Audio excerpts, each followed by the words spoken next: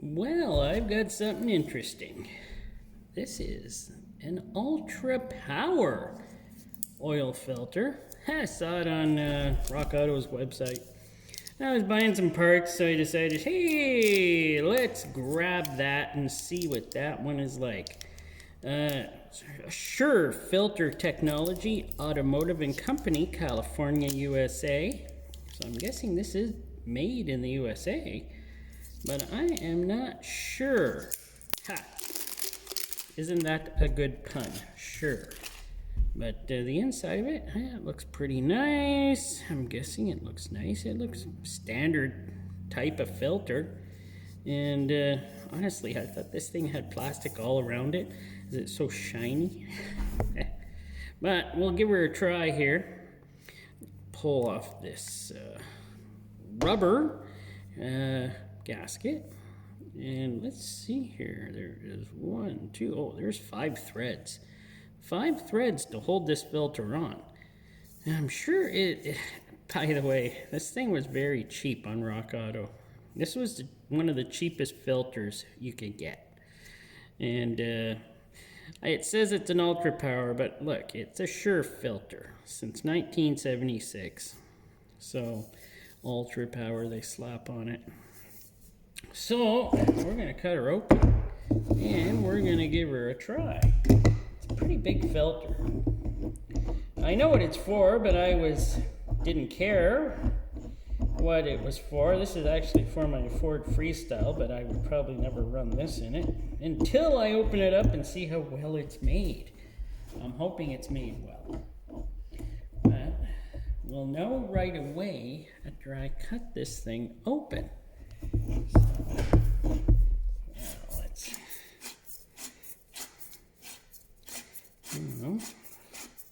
So far she's cutting well.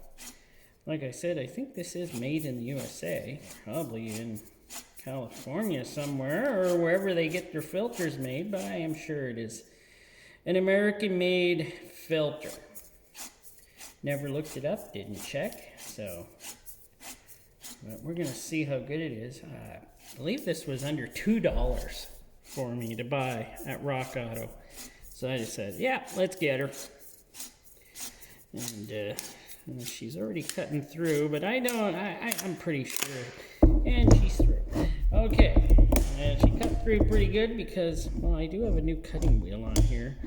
And using different cutting wheels now. Well, the other ones just kept going dull. These ones are actually for pipe cutting. And I'll tell you, these cut through way better than just run-of-the-mill types of wheels to put on these. So let us get her apart.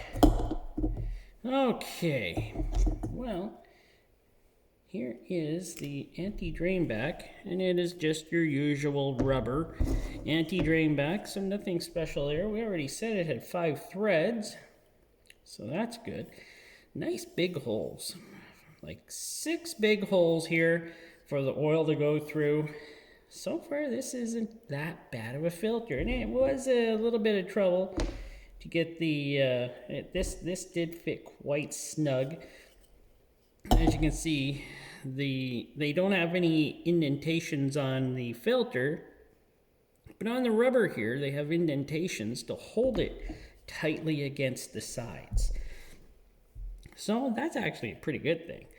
This is a pretty hefty plate. It is a big plate anyway, so it's a pretty good hefty plate. It is really thick though, so that's not too bad. Let us pull out this filter. And it has a real spring. Oh, and look at this.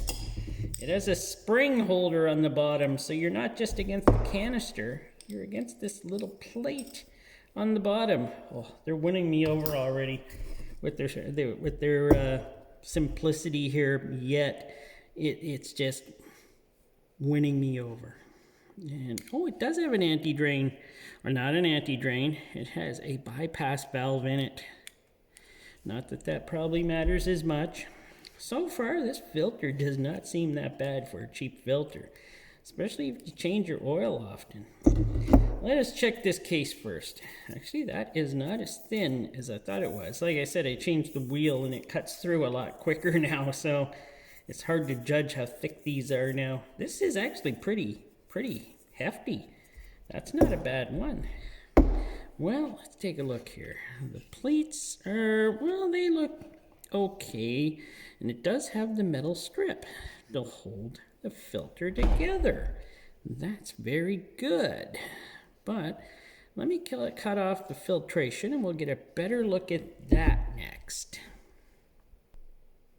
So I have got the filtration cut.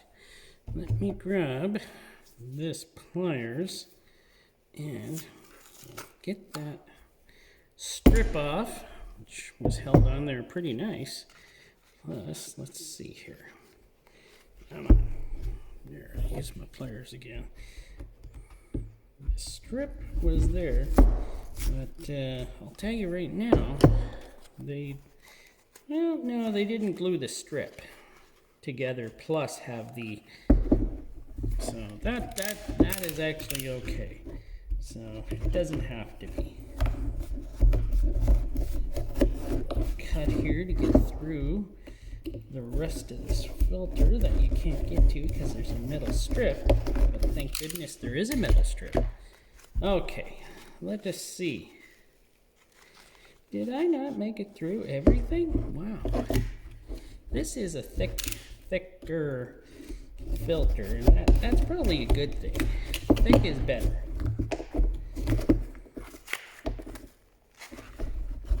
There's still more here I gotta cut. Keep my hands away from this knife. Just trying to be as careful as I can.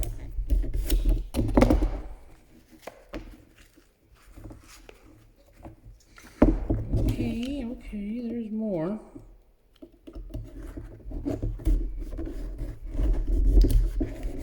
But I had her all cut through. Guess I did not. Well, she should be now. Or not.